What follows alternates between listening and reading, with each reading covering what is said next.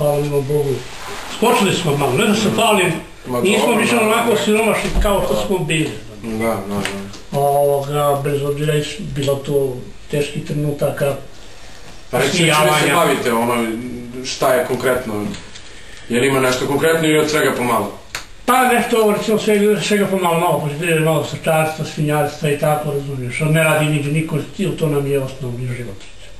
A recite mi šta bi vam, je li ima nešto da bi vam konkretno pomoglo, sem neke novčane pomoći, tipa neka mašina, nešto tako, da li bi to nešto pomoglo u tom poslu?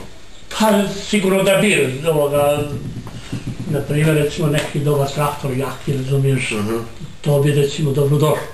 Međutim, onda bi se lakše mnogo, znači čovjek to više ima, on je sve jači, razumiješ, ko to ozbiljno shvaća. Znači možeš ti imati nešto ako ne znaš stvarati što ti vredi, onda je kriv svako neki drugi.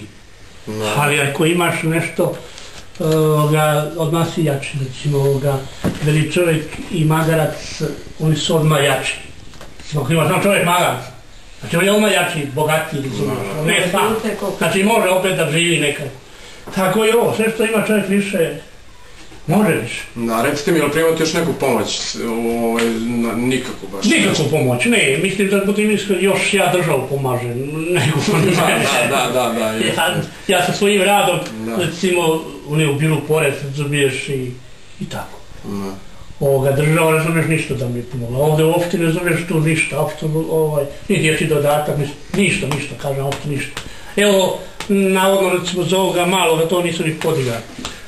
Neki paketi su pripremili, razumiješ, uopšte to je, evo, onako, koliko smo tu. Već su tu, koliko ostaje? Ovdje smo već 10 godina, da. Oko 10 godina i dobio ovaj mali sad neki poklonici, razumiješ, i sad ja sam trebao da idem, tu se bavim, pa nema ti ni vremena. Da. I onda me sad, razumiješ, ta jedna pozvala da dođem, a tu ima dobio torbu, valjda, i školski prijedlog. Kao najbolji je u školu.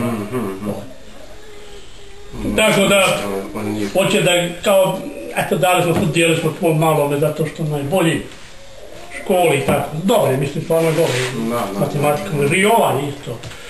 Dobri su većinom svi, ali ima i koji su odlični, stvarno, dobri. I tako.